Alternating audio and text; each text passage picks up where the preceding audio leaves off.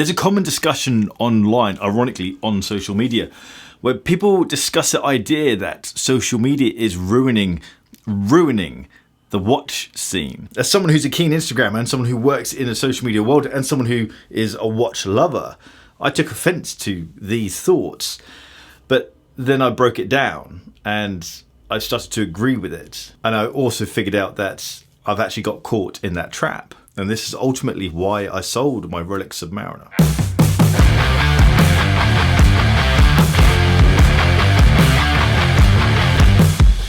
Welcome back to Bark and Jack, I'm Adrian, and today's video is sponsored by Chrono24, the world's watch market. And later on I'll explain how they can help you out if you, like me, get caught in this social media trap. I guess it's like catfishing, isn't it? There are two main points here, and these can be applied to all social media platforms, and one is around quality and the other is around bias. When it comes to quality, some people are happy just to take wrist shots with their iPhone, and that's cool. That's how Bark and Jack started. But then other people take it a bit more seriously and do full-on photo shoots. The content that they make is crisp and clean, and it's often better than what the watch brands do themselves. All of these accounts that I'm sharing are absolutely superb. Now, I'm not calling these guys out. The guys who I'm sharing, I absolutely love their work. I applaud what they do. Their work inspires me. Generally speaking, watch brands are terrible at social media, and they're even more terrible at content creation, but they don't need to be good at this stuff because we do their job for them in this annoying cycle of I want to make great content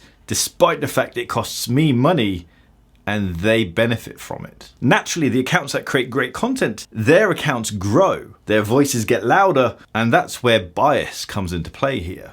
We aren't trained at we. I'm not a trained journalist, and that goes for 90–95% of the content creators out there. We're just normal people aspiring to create great content around the watches that we like. Because we aren't journalists, we aren't connected to large publications, we don't have direct access, or very few of us have direct access to the hot releases. Therefore, we talk about what we like, or what we can get hold of, or what we can buy. That then limits our voice, limits our content creation span. So our biased view of the watch world suddenly becomes quite a voice, quite a narrow voice. There are three main watch brands that the general watch community are interested in: Rolex, Omega, and Tudor. Now, naturally, the large majority of the watch community will search Google, YouTube for that content. Of course, they will come across the content creators who make Rolex, Omega, and Tudor content, therefore building the popularity of those content creators.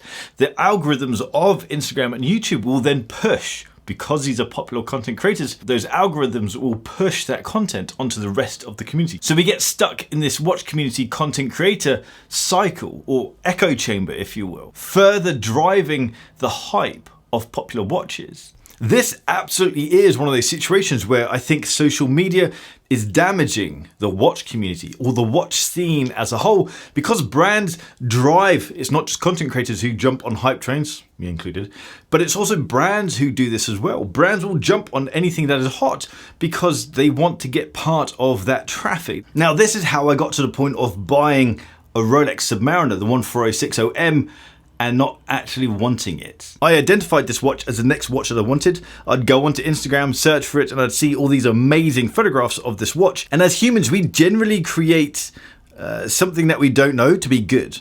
If we see something as being good looking, we'll assume that all the other aspects that we are unaware of, we'll assume that they are positive. So it's very easy for us to then see a watch shot or a photograph of something and assume that that is a great product just because it's a great photograph. Now, I'm absolutely not saying that a Rolex Submariner 14060M is a bad watch in any way. It's a superb watch and it's a very popular watch for a reason, but its popularity influenced my buying decision simply because of how many great photographs of this watch were on Instagram. This kind of proves, or in my head, proves the idea around quality and bias. The fact that if you create quality content, you're more likely to grow. You're more likely to grow, your bias then has a greater audience, your bias has a louder voice. In short, I sold my Submariner because there's more to a watch. It sounds stupid, but it's true, and it's one of those things that sounds obvious, but it's very true. There's more to a watch than what it looks like on an Instagram photograph. When I held the Submariner, it didn't live up to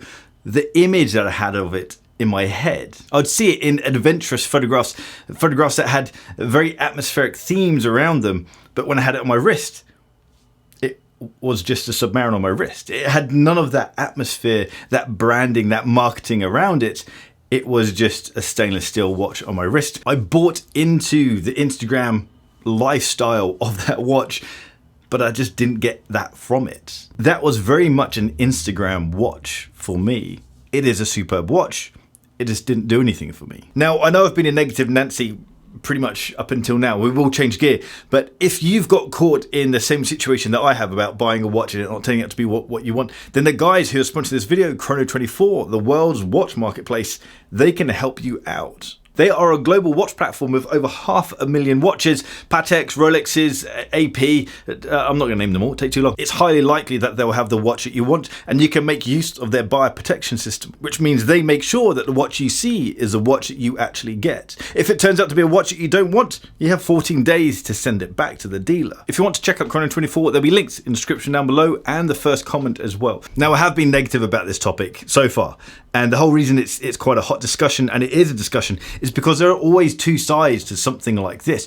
You can look at it as a negative light of content creation and social media is further pushing the hype train around certain models and adding to the challenge of trying to get certain watches. But you can look at it from a different viewpoint of social media is growing or has grown our watch community. Our watch community is far larger now than what it was 5 years ago, 10 years ago. This is a huge part of the internet now. But you can also look at it from an industry standpoint of our watch industry is stronger now because the community is larger, the market is larger, there are more watch customers willing to spend a lot of money on watches because of social media. It allows for new brands to start and have a reach, connect with customers, whereas perhaps before, if this wasn't a thing, they probably wouldn't have been able to do it, or at least it would have cost them a huge amount of money. I also think that the majority of people who moan about the whole social media ruining the watch scene, they're probably just upset that there's a longer wait list, or there is a wait list now. Personally, I'm a big fan of this social media watch scene thing. It's allowed someone like me to go from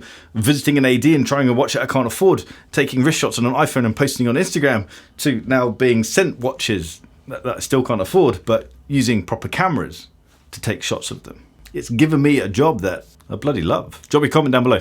Let me know what you think about this, but more importantly, open up. Let me know if you've bought a watch because you got sucked into the Instagram world around that watch. If you're thinking about buying or selling a watch, then do use those links down below in the first comment or in the description. If you want to check out a watch blog, jump over to barkandjack.com. If you're on Instagram, give me a follow at barkandjack. It is a very biased view of the watch world, but I hope you like the photographs. I'll see you next time.